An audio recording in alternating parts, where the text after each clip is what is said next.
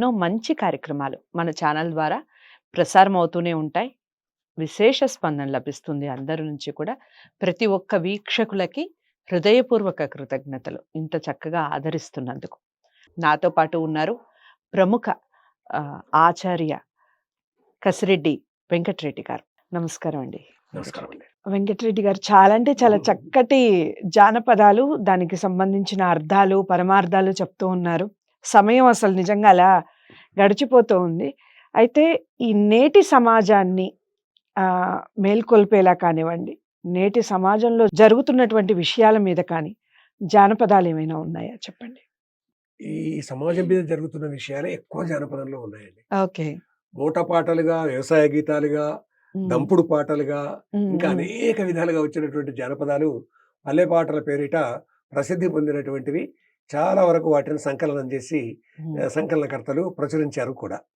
అలాంటి వాటిల్లో ఒక వ్యవసాయదారునికి సంబంధించినటువంటి అంశం. దున్నపోత అక్కడ పడుకోనుంది. అయితే ఆ పడుకున్నటువంటి దున్నపోతను ఒకరు అడుగుతున్నారు వెళ్ళి. ఇప్పుడు మామూలుగా చిన్నపిల్లలకు కథలు చెప్పేటటువంటి సందర్భంగా చెట్టు చెట్టు నువ్వు ఎందుకు పూసినావు అని అడిగితే చెట్టు మాట్లాడుతుంది. కాబట్టి పరమార్థం తెలుసుకోవాలి. చెట్టు యొక్క హృదయంలోకి పోయి ఈ మాటలు పలికిస్తున్నాడు రచయిత అని అనుకోవాలి. ఇక్కడ అదే పొద్దున్న పొద్దుకి ఎందుకు వన్యవు పన్యవు పడుకున్నావు అనేదానికి ప్రయోగాలు ఈ విధంగా ఉంటాయి.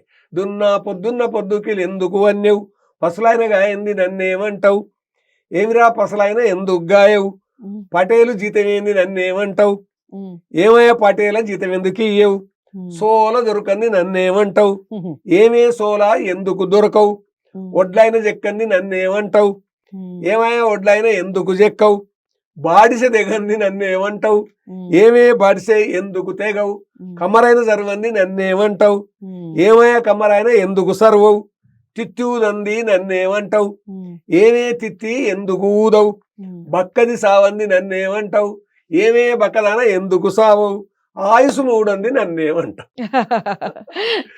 ఒక జీవన చక్రం ఉంది ఇందులో. అంటే ఇక్కడ దున్నపోతు బక్క దున్నపోతు పడుకున్నది, అది చస్తే గాని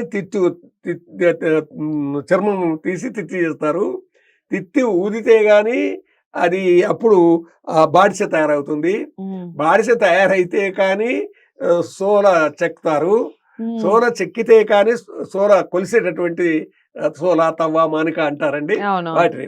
అది ఆయన తీసుకుంటాడు, అది కొలిసి అప్పుడు జీతం ఇస్తాడు. ఈయన జీతం ఇచ్చే వరకు అది చచ్చిపోతుంది. ఎంత జీవిత చక్రం దీంట్లో ఉంది చూడండి. దున్నపోతా ఎందుకు పడుకున్నావు అని అంటే పసలైన గాయలేదు. ఎందుకు పసలైన గాయలేదు అని అంటే అతనికి ఇవ్వాల్సినటువంటి జీతము యజమాని ఇవ్వలేదు. ఏమిటి ఎందుకు ఇవ్వలేదు, యజమాని జీతం ఇవ్వాలి కదా అని అంటే ఏ రోజుకు ఆ రోజు ఇస్తే గాని వండుకోవాలి, తినాలి, శరీరంలో కొద్ది శక్తి వస్తుంది, పనికి రావాలి. కానీ ఉపవాసంతో రావాలి అని అంటే ఎట్లాగా? అందుకొరకు ఏమయ్యా ఎందుకు ఇవ్వలేదు జీతం అని అంటే కొలిచేటటువంటి పాత్ర దొరకలేదు, దాన్ని సోల అంటారు. అంటే అద్దెడు, గిద్దెడు, సోలెడు, తవ్వెడు, మానెడు, కుంచెడు, కుండెడు, ఇద్దుము, ముత్తుము, నల్తుము, ఏదుము, పందుము, పుట్టి, ఈ రకంగా వరుసగా పూర్వం కొలిసేటటువంటి ధాన్యం కొలిసేటటువంటి పాత్రల పేర్లండి ఇవన్నీ కూడా. కాబట్టి అద్దెడు దగ్గర నుంచి అద్దెడన్నా పెట్టలేదు అంటే ఓ పిడికడని ఉంటాయి అంతే. అది సోలడు కొద్ది పెద్దగా అరకిలో అంత ఉంటుంది సోల. కాబట్టి ఆ విధంగా ఆయన అది దొరకలేదు అన్నాడు. ఇప్పుడు ఏమయ్యా జీతం ఎందుకు వేయలేదు అని ఒక అధికారిని అడిగితే చెక్ బుక్ దొరకలేదు అన్నట్టు. చెక్ బుక్ ఎందుకు దొరకలేదా నీకు అని అంటే ప్రింట్ చేయలేదు.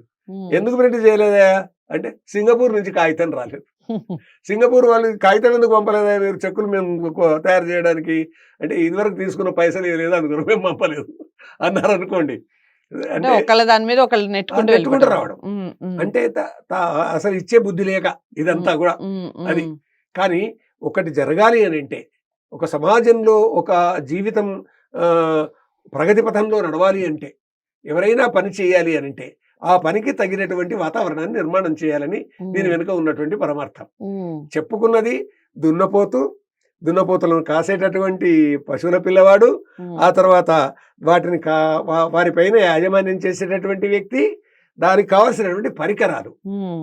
ఒక జీవితం అని అంటే అది పరిపూర్ణంగా ఉండాలి. హ్మ్. పరిపూర్ణంగా ఉండడం కొరకు స్వార్థం అనేటటువంటిది అక్కర్లేదు. పని ఎంతో, పరిశ్రమ ఎంతో, ఫలితమంతా అనేటటువంటి విధంగా ఎప్పుడైతే ఉంటుందో అప్పుడు జీవితం పరిపూర్ణంగా ఉంటుంది అనేటటువంటి ఒక మహత్తరమైన అర్థాన్ని ఇచ్చేటటువంటి ఈ గీతం పల్లెటూర్లలో పాడుకునేటటువంటి వాళ్ళండి. చెప్పాను కదా! ఆచార్య బి. రామరాజు గారు తెలుగు జానపద గేయ సాహిత్యం అద్భుతంగా ప్రపంచానికి రాశారు. అందించారని, ఇలాంటి గీతం వారే సేకరించారండి. చాలా అంటే చాలా చక్కగా చెప్పారు. నిజంగా ఇందులో ఉన్నటువంటి పరమార్థం ఏదైతే ఉందో ప్రతి ఒక్కళ్ళు నిజంగా గ్రహించాలి. ఎప్పుడైనా మన పని మనం చేయాలి. చేసిన తర్వాత నిజంగా చేసే వాళ్ళకి ఎదుటి వాళ్ళని విమర్శించే అంత బలం, శక్తి రాదు. ఒకసారి అది అబ్జర్వ్ చేయండి. మనం పని కరెక్ట్‌గా శ్రద్ధగా చేసే వాళ్ళకి ఎదుటి వాళ్ళని విమర్శించలేరు. ఎదుటి వాళ్ళని విమర్శిస్తున్నారు అంటేనే వీళ్ళ పనిలో ఏదో తేడా ఉన్నట్టే. అలాంటి జానపదాలు ఎన్నో ఉంటాయి. జానపదాలకు సంబంధించిన ఇంకా చాలా కార్యక్రమాలు చేసే ప్రయత్నం చేస్తాను. వీడియోని లైక్ చేసి, షేర్ చేయండి. ఛానల్‌ని సబ్స్క్రైబ్ చేసుకోండి. మరో మంచి జానపదంతో మళ్ళీ కలుద్దాం. నమస్తే.